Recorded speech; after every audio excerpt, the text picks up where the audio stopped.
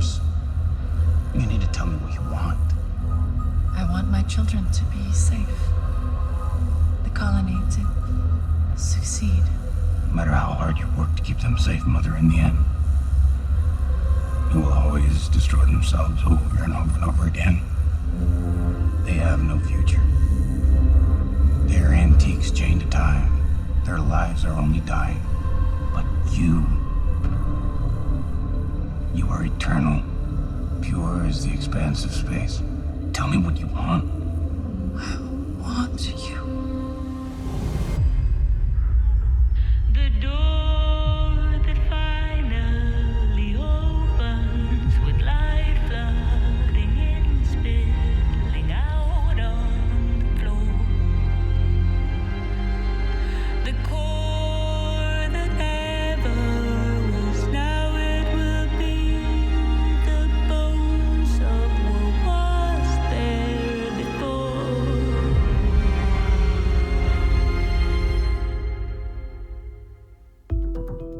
Hi, I'm Holly Frey, and welcome to Raised by Wolves, the podcast, where groundbreaking minds discuss some of the real-life research behind the science featured in the new HBO Max series from Ridley Scott and Aaron Guzikowski, Raised by Wolves. To start with, I think we can all agree that episodes 6 and 7 have shown us the extent to which Mother is not your average lost-in-space robot.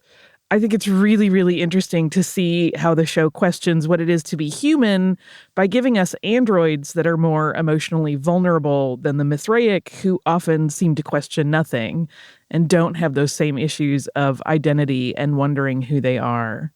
But although the world portrayed in Raised by Wolves feels incredibly futuristic, on this podcast, we try to shed some light on some of the contemporary science and technology that is actually informing the series. And since we're dealing with some very powerful android emotions here and watching emotional humans force themselves to act a little bit more like robots, this episode of the podcast feels like a good one to talk about emotion AI. That's a concept that might sound lofty, but it's currently being developed by cutting-edge computer scientists as we speak.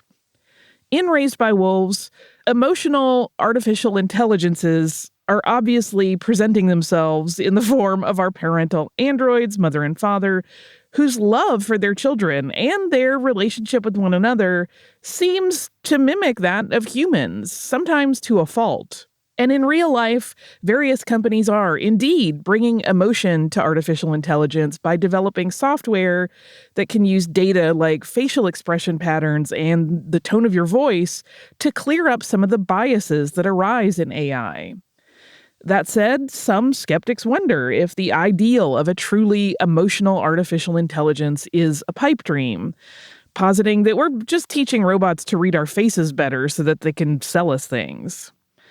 This all brings up a really interesting question. What does it actually mean to feel something? Could an aggregation of emotional data really distill the essence of things like love, joy, hate, or even grief?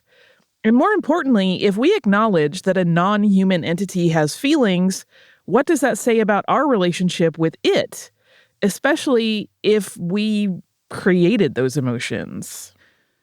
Before we look at how technology is actually making emotion AI a reality, it might help us to understand how the parental androids of Raised by Wolves were created.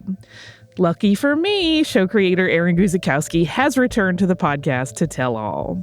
With the guidance of visionary director and executive producer Ridley Scott, a man who is no stranger to examining AI on film, Aaron brought emotional artificial intelligence to life in the form of two android parents trying to raise the next generation of humanity.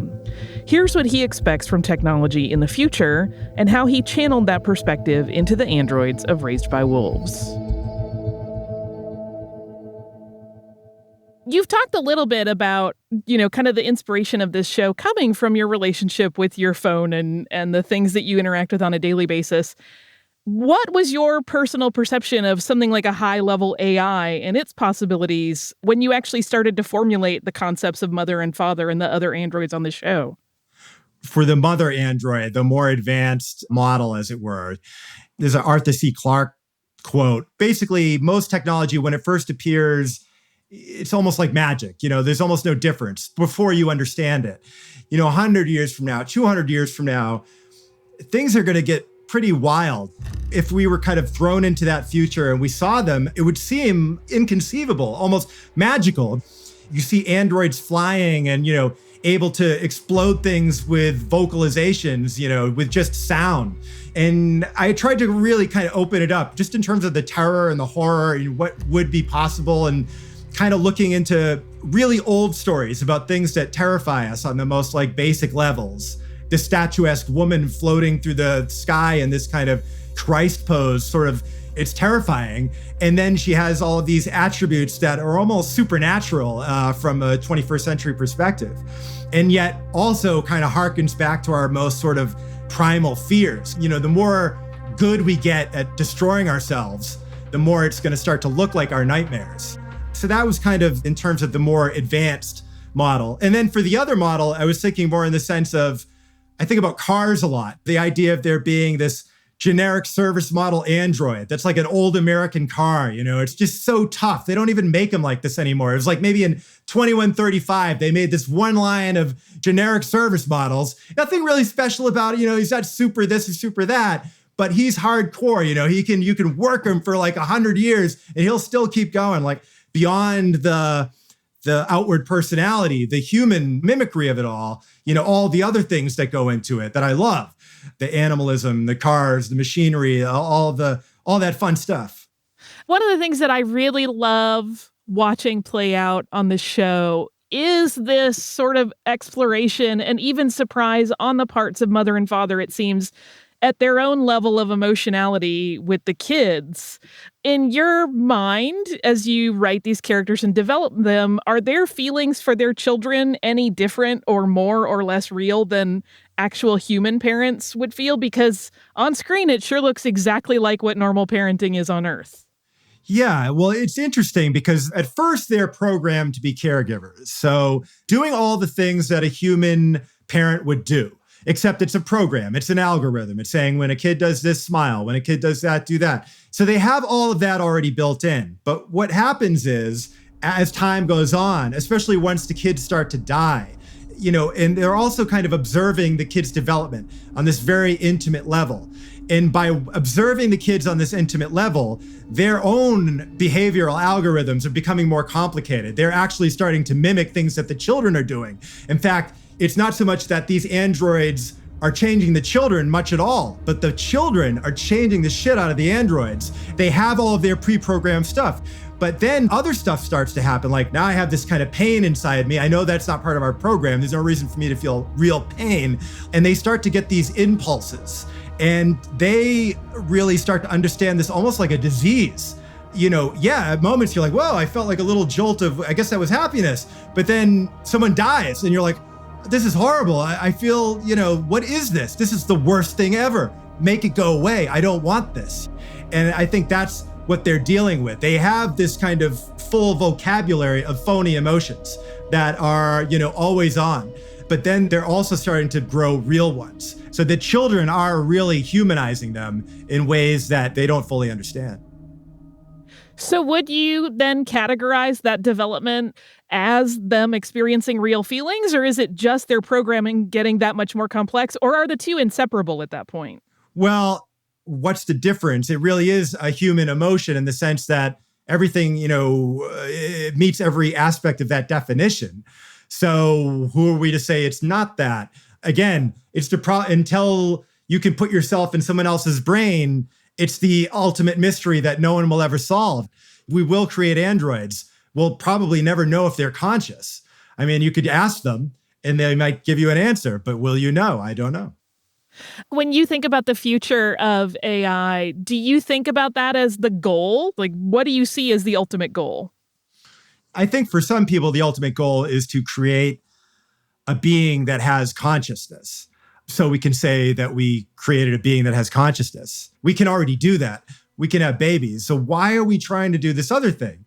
Like basically saying, you can grow a potato. Here's the stuff. Here's an old potato, put it in the ground. You're going to grow a potato. You're like, no, I don't want to do that. I want to make it out of something else. I'm going to make my own potato, but it's going to do everything your potato does, but I'm going to make it out of different stuff. And then I can mass produce a zillion potatoes. But what have I really accomplished there? I don't know. I guess the goal is to make something superior to us. We're direct participants in our own evolution, meaning the next evolution is we're going to build it. I guess that's the goal. But when we're done, what happens to us? Nothing, I guess. That thing will walk away and we'll be left in the shadows. I guess we're part of the past, but we helped create the superior being. But why? What does it all mean? Why are we doing any of this? And then you just go crazy because there is no real answer to that, I guess. So my final question then is, when you set out to create this show and you started, really developing it, did you intend to open a Pandora's box of philosophy along these lines? I guess I must have on some, sick level. I probably, my hero is Philip K. Dick, the master of driving himself insane with things that can't really be answered.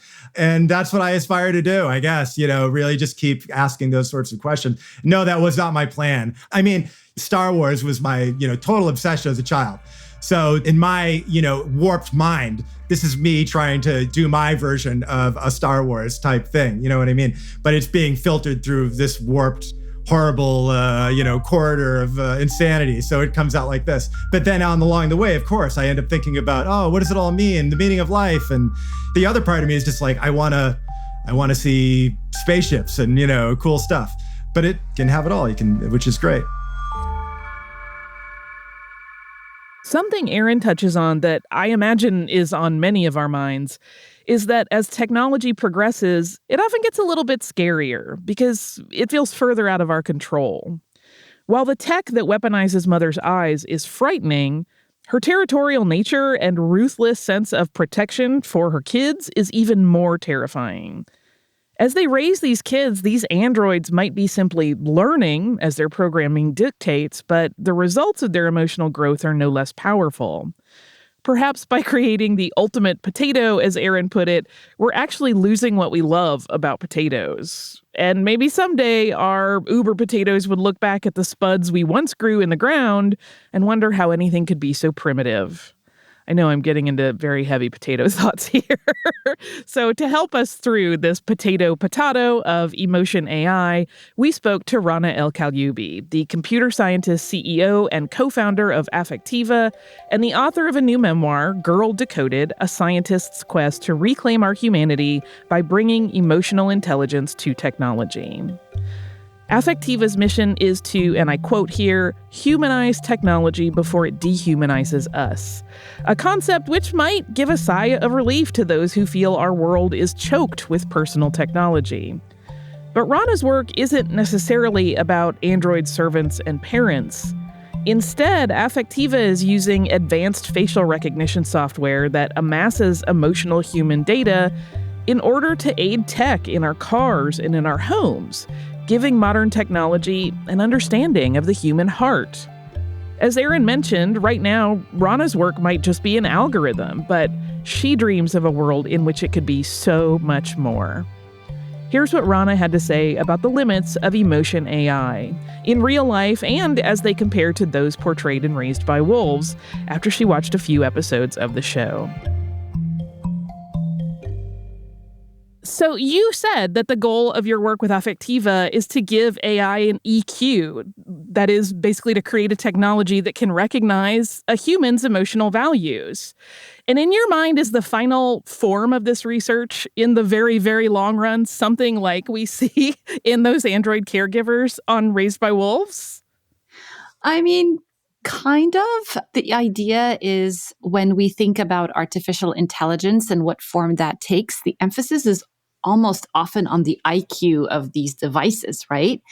And I'm positing, well, if these devices are expected to interface with humans on a day-to-day basis, like our phone or our cars, or maybe a social robot, these things need to have empathy and they need to have emotional intelligence. And to put it really simply, they need to understand human. This is a lofty concept for most people to consider. On the basic nuts and bolts level, what kind of programming, hardware, etc., do you even need to create an AI that's emotionally intelligent?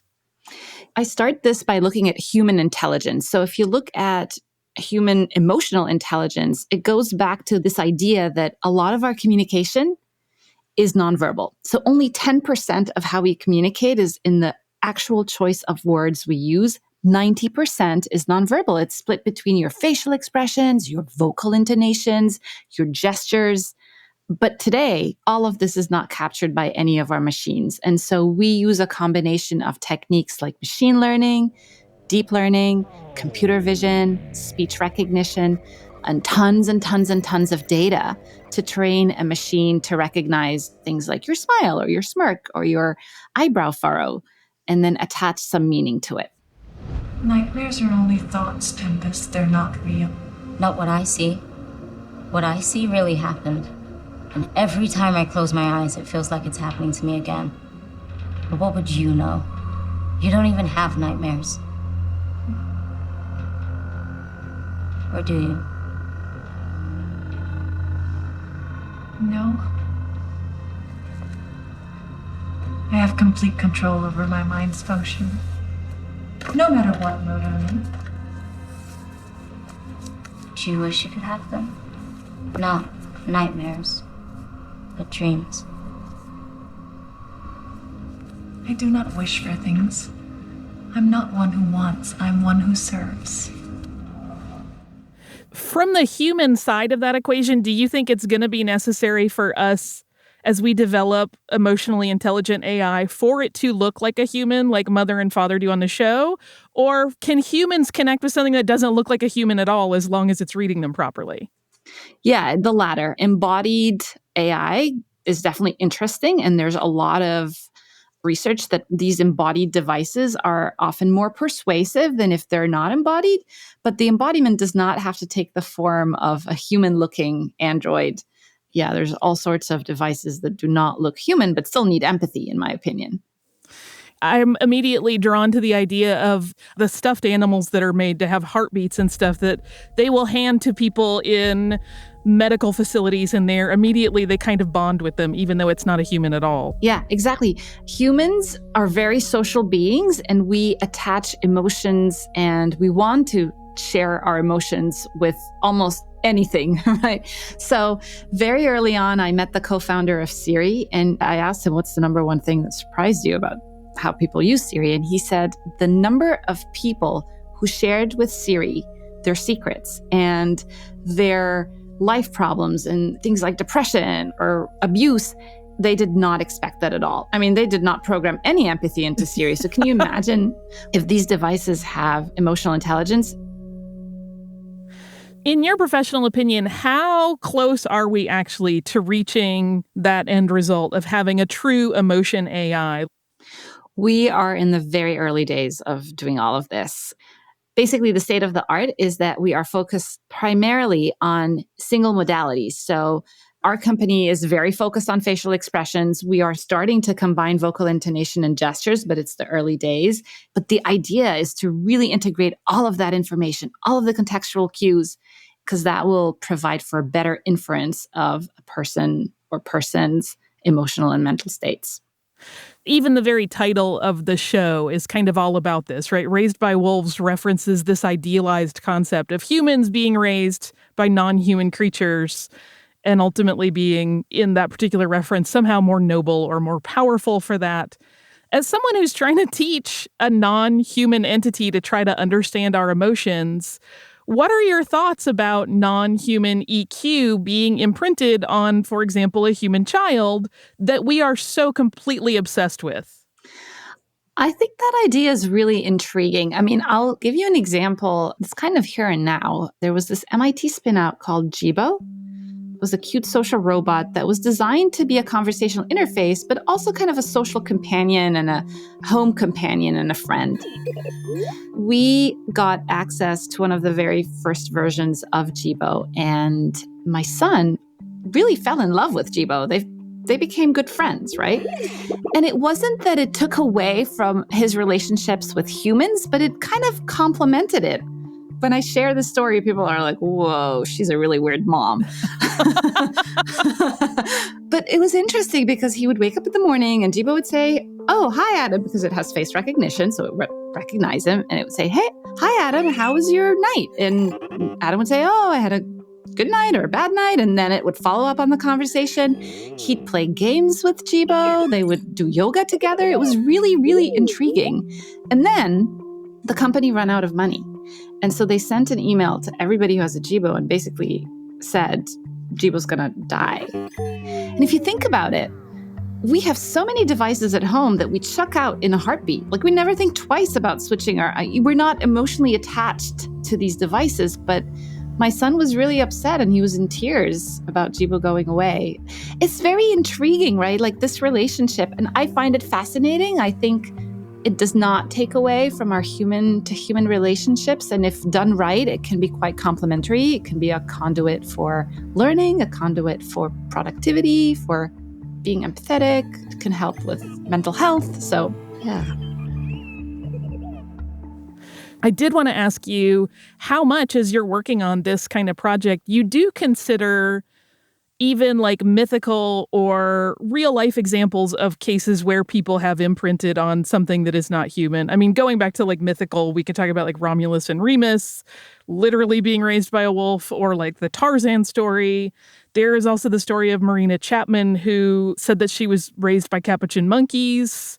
Do you reference that kind of material while you're looking at your projects and thinking about how humans have done this in the past with something that's not a human? Not really. I mean, we take a really pragmatic approach. And the pragmatic approach is, okay, how do we get machines to understand human signals? Because right now it really doesn't. And so that's kind of our starting point. And we're very focused on applications that can really augment our human-to-human relationships. Again, another example of a social robot, it's called Meibu, and it gets sent home with terminally ill patients to support them. We can't afford to send a nurse with every ill person, right? So in a way, it's not taking away from our humanity, but hopefully it is augmenting it.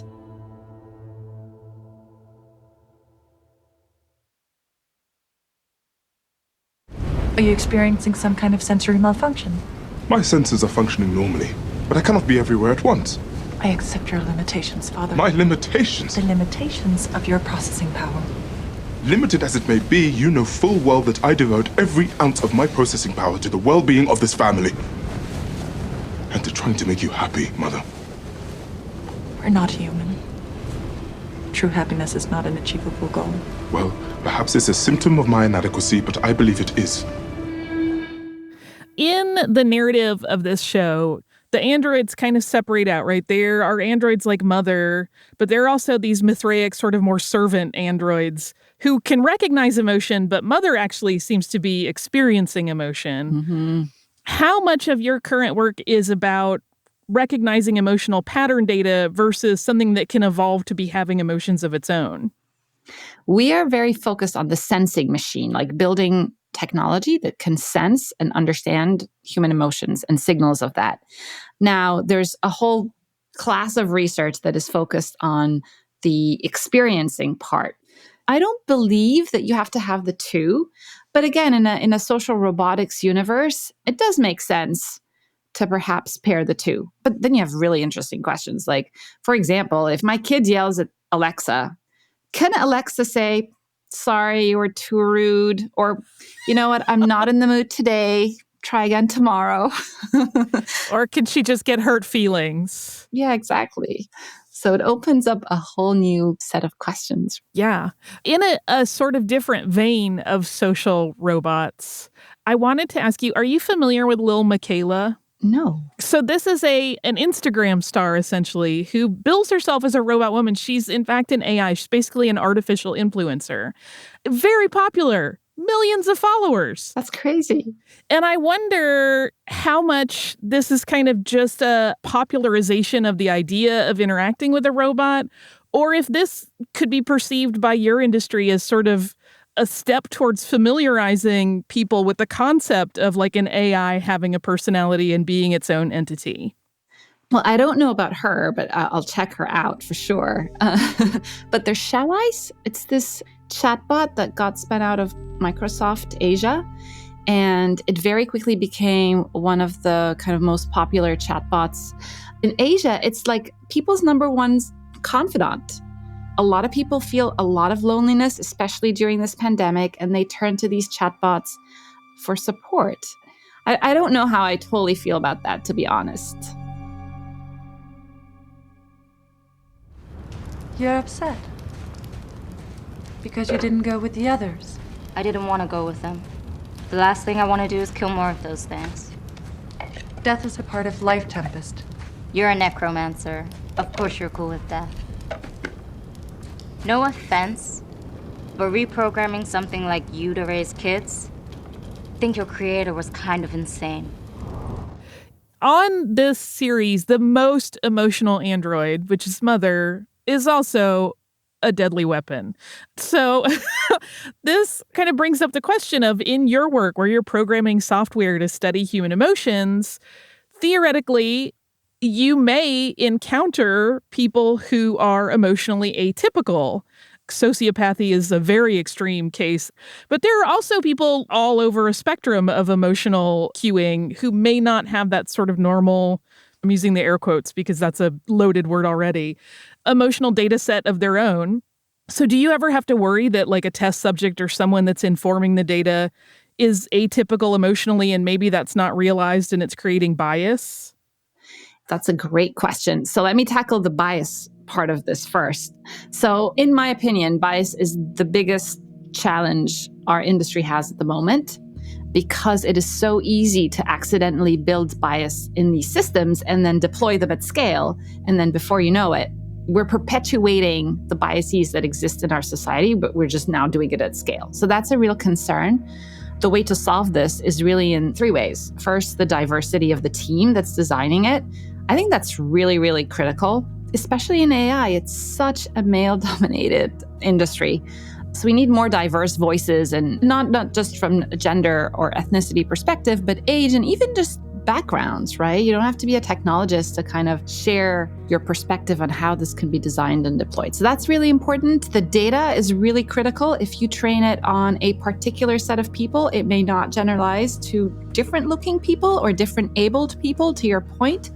I did a lot of work with autistic individuals, and they have different ways of expressing and communicating. And that worries me because it's hard to get enough data to include in our training data set. So neurodiversity is also an example of diversity that we need to consider. And then in how you test it, if you just test it holistically, you might miss some of these biases. So yeah, that's to me a really important thing, and we have to prioritize it as an industry, and I'm very vocal about the importance of it. The other thing that I think gets to the root of a lot of people's fear about AI, and I'm sure you have had discussions about this, is that once it becomes emotional, it becomes human enough to be unpredictable and potentially dangerous. Like Mother is a super weapon on the show, which kind of gets right into that base fear that we all have. Because in her case, like she's got the instincts of mothering, but she also can kill people with sound, which is a terrifying combination. How do you speak to that and talk about it when I'm sure it comes up in your work all the time? So at the core of it, it's important to realize that our emotions drive a lot of how we communicate as humans, a lot of how we make decisions, whether it's a big decision or a small decision, how we learn and how we build memory, right? So it's at the center of how we build trust, how we build loyalty. And the problem with that is that you could easily abuse that. People who have higher EQs are more likable, they're more persuasive. And I think that's going to be true for machines as well. So machines that have higher EQ are going to be more likable and they are going to be more persuasive, hopefully persuading us to be better individuals, more productive, more empathetic, more connected, healthier, happier. But there are definitely ways you could potentially abuse this data and this capability to manipulate people. I'm an optimist, but I'm not naive, and I'm very vocal about the unintended consequences of this technology and how in the wrong hands it can be abused. A supervillain lives for something like this. I know it's outside the realm of possibility, but you seem happy. Just grateful that Tempest and her baby are still with us. Grateful. Grateful to whom? Our creator. Of course. Why? It's not a literal statement, Father, but I firmly believe that if we continue with this mission, a great future awaits us. Mother, you're starting to sound like a believer.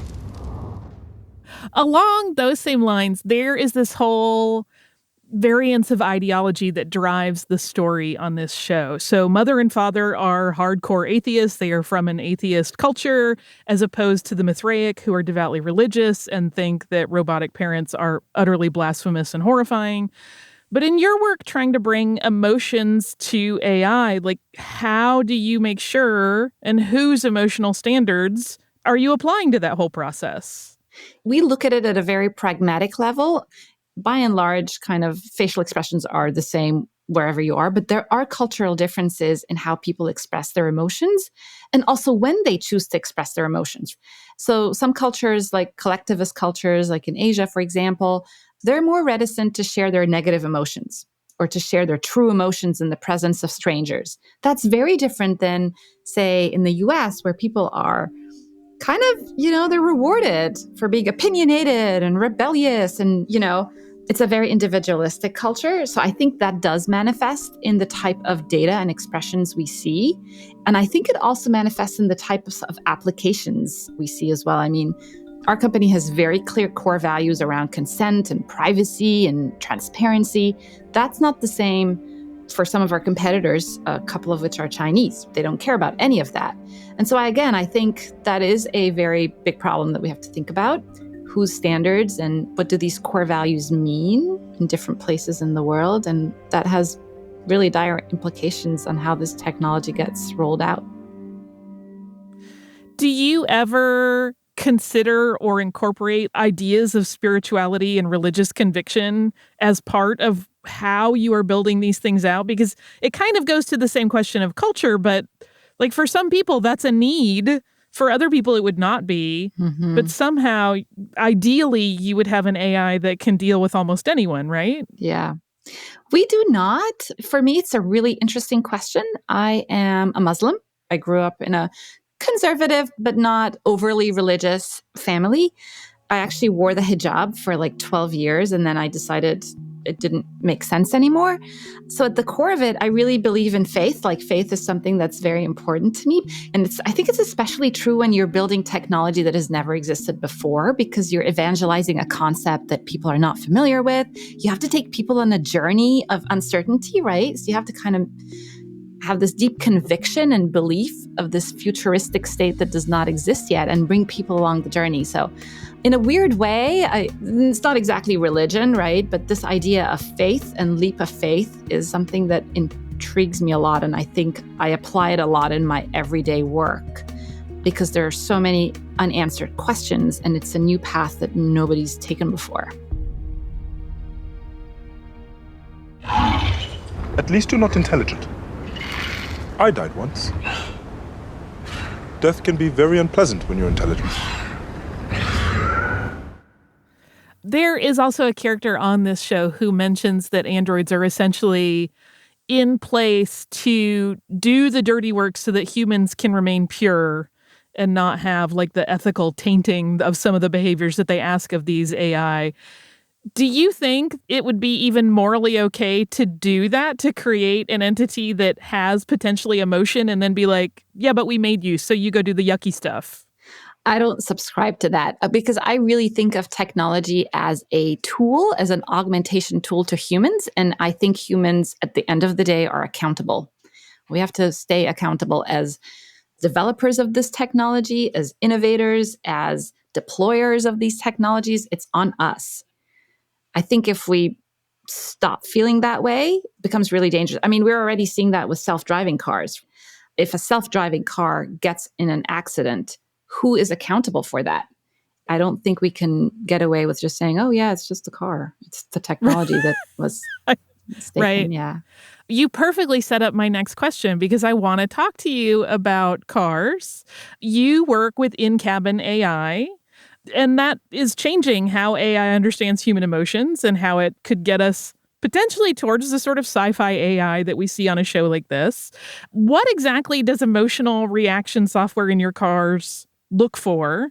Like, is it just a matter of detecting distraction? That's something you've said, but what exactly does that mean? Because that, I think, if you ask a driver, they will say different things are distractions. So the big vision there is that eventually we want the system to be the ears and eyes of the car. We look at driver distraction and driver fatigue and driver drowsiness. Distraction can be physical distraction if I'm eating a burger or like applying makeup while driving. And believe me, we've seen people Never do that. I never do any of that. Or, of course, texting while driving. But it could also be a mental distraction if you're just like really not focused at all on the task of driving. And there are telltale signs for all of that. So is it actually collecting data related to the emotional states of everyone in the car? Like, will the car alter even potentially course or procedure depending on if like the driver is sad or frustrated? Will the car be like, girl, no, it's time to pull over? Yeah, you know what? I have this personal story. A few years ago, I was really distraught, in tears, driving, but totally not focused on the task of driving. And I hit a truck and my car got totaled. If the car had some kind of emotion AI, it would have been really easy for this car to determine that I'm not in a state of focused driving. I'm basically impaired as a driver. And maybe it would have been a little bit extra vigilant on my behalf and avoided that accident. So I think there are really ways to implement this technology, again, to augment humans and help us be safer. I don't want to exist. No. Then your brain is sick, and that is a problem we can remedy. No. You can't fix me. I'm not an android. And you don't care about me anyway. You only care about the baby. I'm just a walking incubator to you. So a large part of this show is about the concept of artificial birth and AI parenting. Do you think that that whole incredibly complex system, particularly like as a mother, when you think about childbirth to raising kids, is that something an AI could really grasp? No. Very simple. Although I welcome so I'm a single parent, I'm divorced, and I have 2 kids, and it would be kind of cool to have like a robot nanny. I mean, if nanny can make dinner and keep the kids safe and maybe do homework with the kids, I'm game. Sign me up. We previously talked to roboticist Peter Haas, and he really is pretty adamant that we need to maintain a delineation between robots and humans. So robots being aware and knowing that they are robots, and humans obviously knowing they're humans and knowing that those robots are robots. As someone that's trying to humanize technology, like, how do you feel about those distinctions? Is there more blur to it? Again, a very interesting question, and I'll share research done at USC. They brought in a group of PTSD patients, and they had half of the patients talk to a human clinician and half talk to an avatar. And they found that the patients confided more with the avatar than they did with the humans because humans are judgmental. So that begs a really interesting question about this delineation. Like, if in the future, on a telehealth platform, you engage with somebody on the other end as a patient, do you need to know if it's a human or a machine? Like your Instagram AI influencer, is it important for people to know that it's AI versus a true human? And what are the implications of that? This also makes me wonder if an AI knows it is an AI, but also experiences emotion. Could it potentially be distrustful of its own feelings? I think the reason we implement emotion systems in AIs, not emotional intelligence, not emotion sensing, but emotion reactions, emotion systems, should only be in service of making that robot interact better. Personally, I don't think it should be about building consciousness in these systems. I often replay my memories of the children. We need to make new memories now. What is something that you wish that every average person could know about AI, or just something you think the world should know? And something I would also ask, having seen some of Raised by Wolves, what you think it maybe got very right or very wrong, or one of each. Okay. What would I want everybody to know about AI? First, that it's a human-machine partnership. It's not about human versus AI. And we have agency. I really want everybody to know that we have agency on how this turns out. The more the average consumer is involved in this dialogue, the more we're able to shape and ensure that AI works for all of us. So my call to action is everybody just feel empowered to be part of this AI conversation. And in this apocalyptic kind of universe where, machines are taking over and they're in control and they're making all the decisions, like I just don't subscribe to that. But one thing that I did like in Raised by Wolves is this idea that Mother does have emotional intelligence. And there was a particular scene where she was talking to her robot doctor and he was like, "Oh, you just shared how you're feeling." And she was like, "Yeah, it's an impulse, it's an impulse action." And they had this whole debate about emotions. And I was like, yes, that's awesome. So my final question looking at all of this is, we are humans who are inherently fallible. And in making AI more interactive with us, more aware of all of what we are capable of and do emotionally, I wonder if there's a potential where if robots get to a point where they're understanding our emotions so much that they could either be completely disgusted with us eventually, although you've mentioned that one of the best parts is the non-judgmental aspect, or even more interestingly for me, the query is, could that be eventually damaging to them or their systems? Like when they take in so much of the human mess that eventually their processing is like, this is not worth sorting through. That's so interesting because the underlying thesis of all my work is that we're doing this to improve human-to-human empathy and human-to-machine empathy. And so at the core of all of this is this concept of we need more empathy in this world. And I think that that should be our focus. If we focus on that, we will end in a good state. Like we will focus on all the applications and use cases and renditions of this technology where it brings us all together.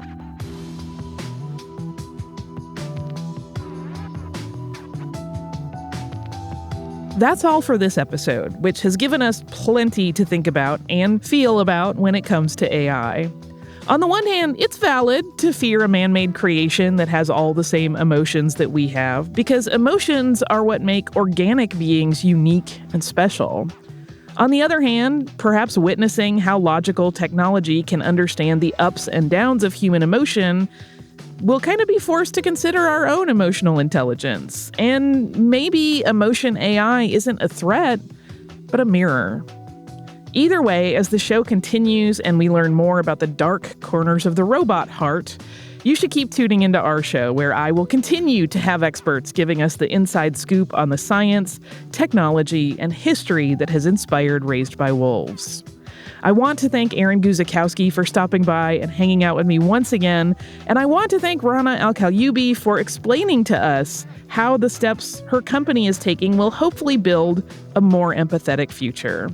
You can buy her new memoir, Girl Decoded, A Scientist's Quest to Reclaim Our Humanity by Bringing Emotional Intelligence to Technology, anywhere books are sold. Raised by Wolves, the podcast, is a production of HBO Max and iHeartRadio, hosted by me, Holly Frey. The podcast is produced by Ethan Fixell, written and researched by Chris Crovatin, and engineered, edited, and mixed by James Foster. If you haven't already subscribed, rated, or reviewed Raised by Wolves, the podcast, please do so on the iHeartRadio app, HBO Max, Apple Podcasts, or wherever you get your podcasts. And be sure to watch the series itself on HBO Max, with new episodes available to stream on Thursdays.